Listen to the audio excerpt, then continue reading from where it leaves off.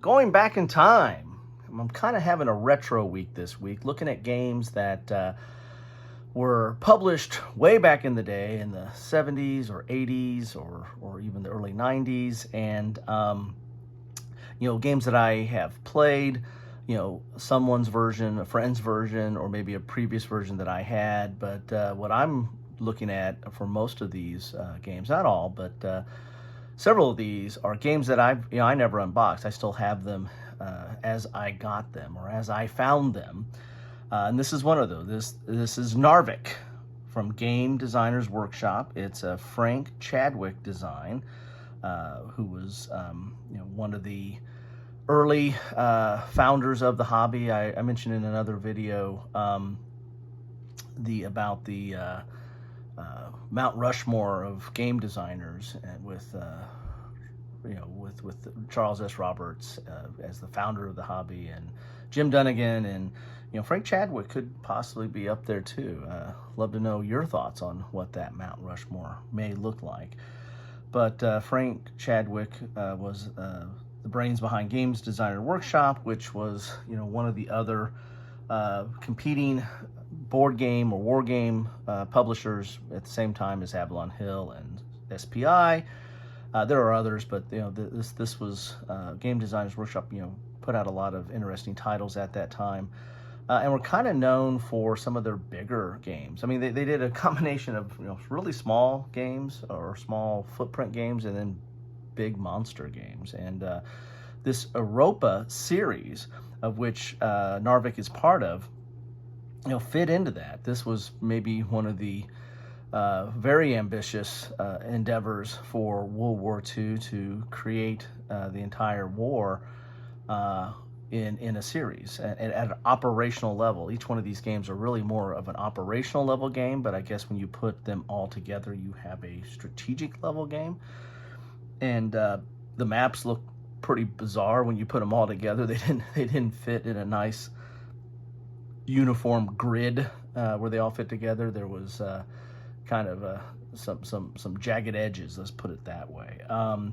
But this today I wanted to take a look at and pull off the shelf, dust it off a little bit, and in fact, I might still have a little bit of dust on it. Europa, the campaign in Norway, Narvik. It says right here, April 9th, 1940, the German juggernaut, anxious to defeat its northern flank, invades Norway from Oslo to Narvik in land-air operation that signals the beginning in earnest of the war in the West. And this has got some dishing on it.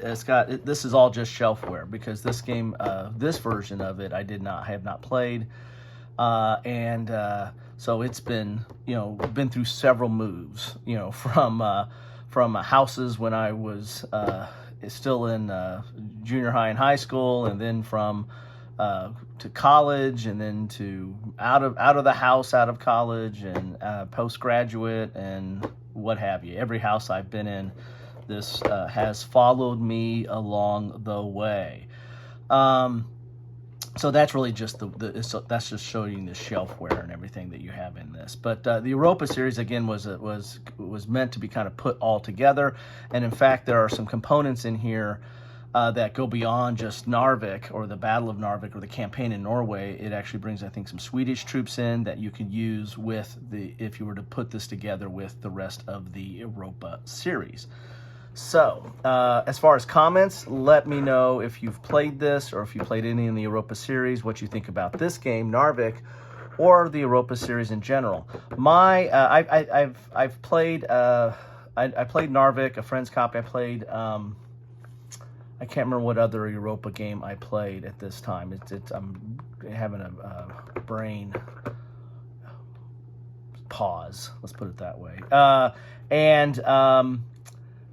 But everything that I've heard about the Europa series from other people, a lot of commentators put Narvik as one of the better, maybe not the best, but maybe one of the better games to experience Europa, or to get into Europa, that without a super long investment.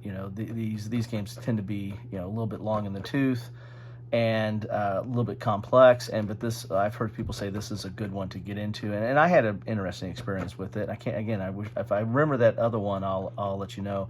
I might have even looked at a third one, but this really wasn't my bag. And my friend, I had a primary friend back in junior high and high school that I played war games with that actually introduced me to war games. And they didn't have a lot of Europa. I think they had that one other one that I'm thinking of, and then I think both of us might have looked at a third one. Anyway, enough of all that. Let's get into the box and see what we have here. This is a flat box, which was a lot of this is a little bit different flat box than what Avalon Hill used, but Avalon Hill used flat boxes. SBI used like the quad flats, and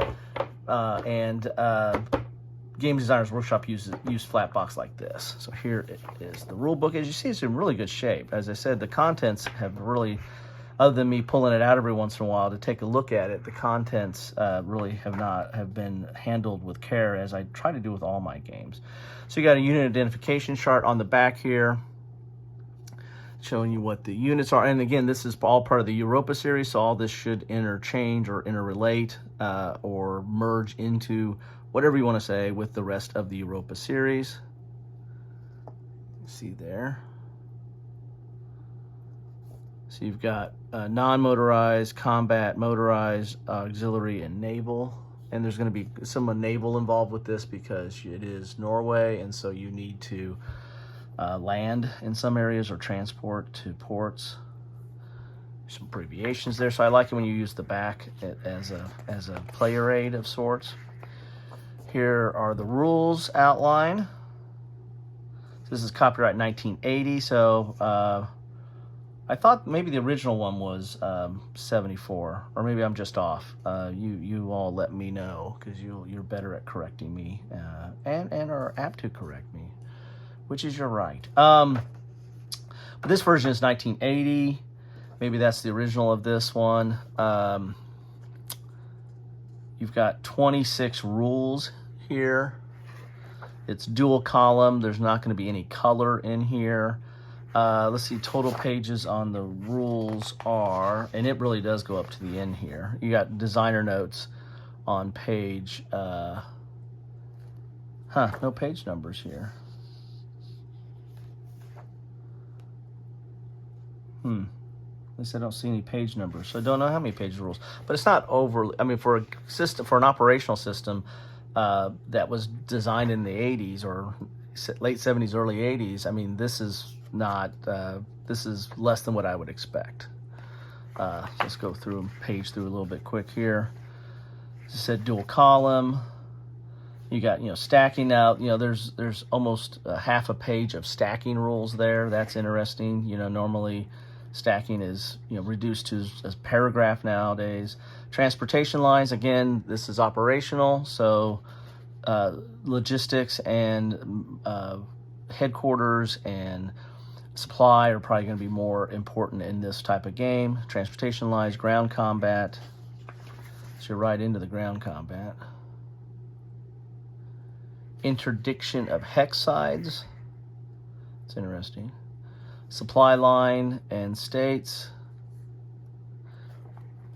And I think this is the rules for the entire game. I don't think they did and correct me if I'm wrong, I don't think there's like a series set of rules for Europa and then they would do individual rules for the games. I think they put all the rules in here, I would imagine. Here's air units. Quite a few air unit, a lot of rules on air here. And I think that was something that was typical of the Europa series. You got some specific rules, Norwegian and Allied reinforcements, naval transport, naval units,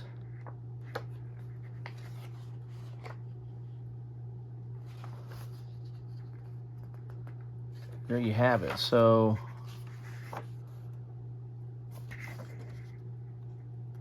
It says right here, let's read the introduction here real quick here. Narvik is a game simulation of the historical events surrounding the German invasion of Norway in the spring of 1940. Narvik is actually 2 games in one.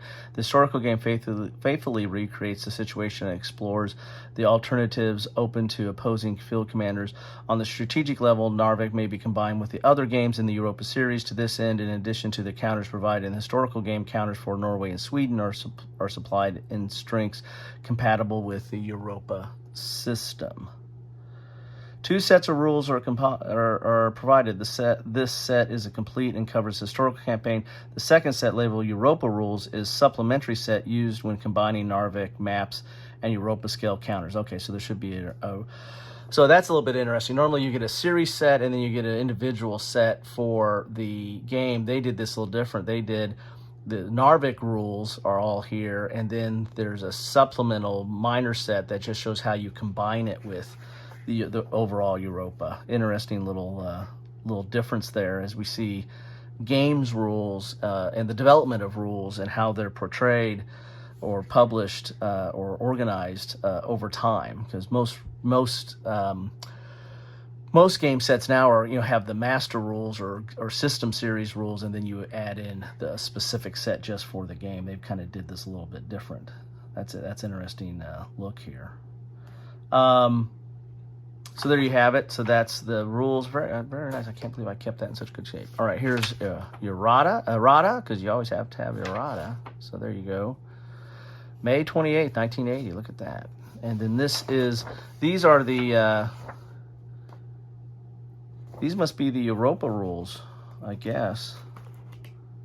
We'll look in here. This must be those ones they're talking about. This is Europa supplement. So this is Swedish mobilization.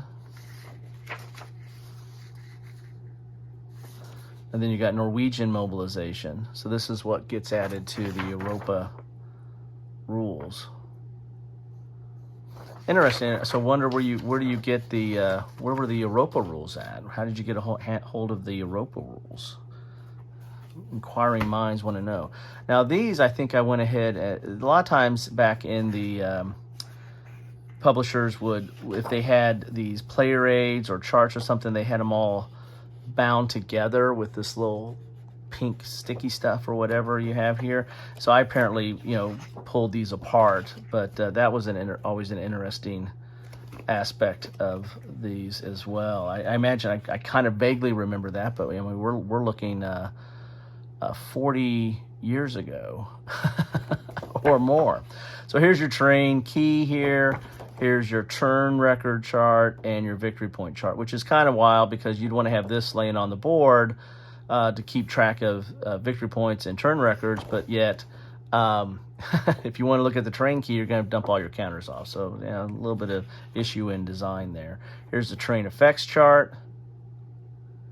There's a weather line here that's going to affect certain things. Here's your combat results table.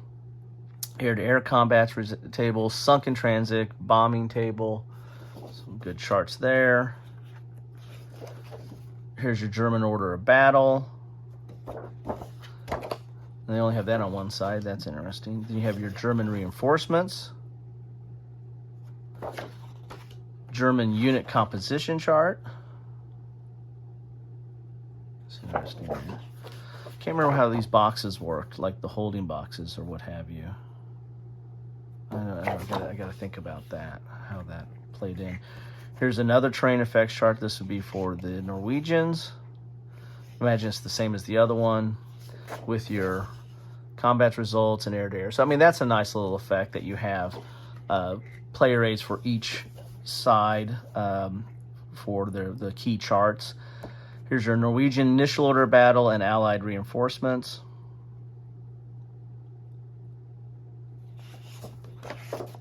Allied reinforcement chart.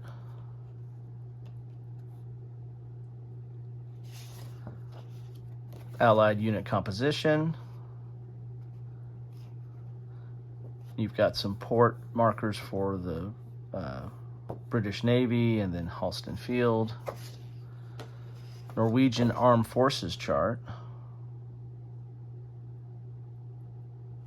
This chart serves as a convenient inventory of Norwegian units in the game. Okay. Interesting. Then we get to the counters, and looks like you get 3 counter sheets here. This is typical 1980s, but if you want to get a chance of look at Game Designer Workshop counters, then this is what they look like. A little bowed over time, but clear, crisp, NATO symbols, except for some of the ships down here possibly. Or no, those are different units there. And some are double-sided, as you can see there. Sorry for the glare. I have quite a few Game Designer games, but they mostly of the Traveler sort. I really got into Traveler. That was my first real role-playing game, and so they would come out with little board games like Snapshot and Mayday, and and had different rules. They had rules for modern day armor and like micro armor, and then also rules for that were like Traveler type miniatures.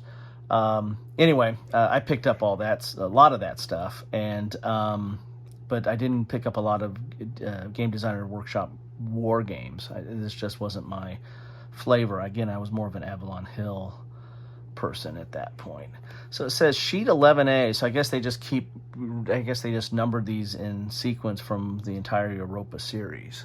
So there you have that. Then we have 12A, which have some units, but then a lot of markers on here or administrative type stuff. And then we have the Norwegians. There's 13A. And you got some supply markers here as well. Then we get the die. This is the original die that came with it. You can see it's faded a little bit. It's interesting how I can't recall, but I imagine that might have been more white in the pips back in the day. And we got 2 maps here, and I'm probably gonna have to go up Periscope to take a look at those maps. So let's do that. Give me some space here.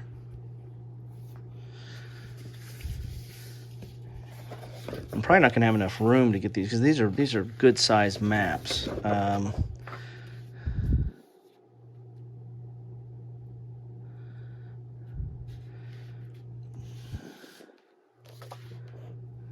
Really, I'm running out of space already as I just try to get these off here.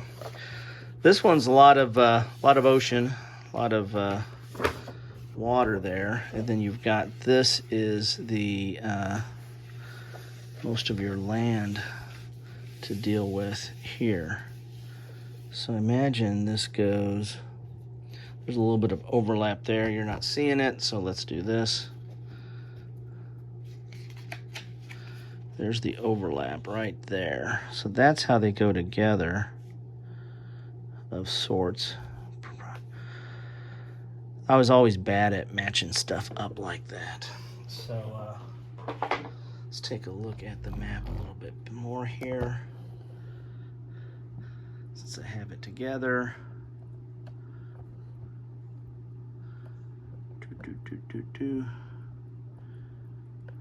There's your map of Narvik. So north is where is north on this?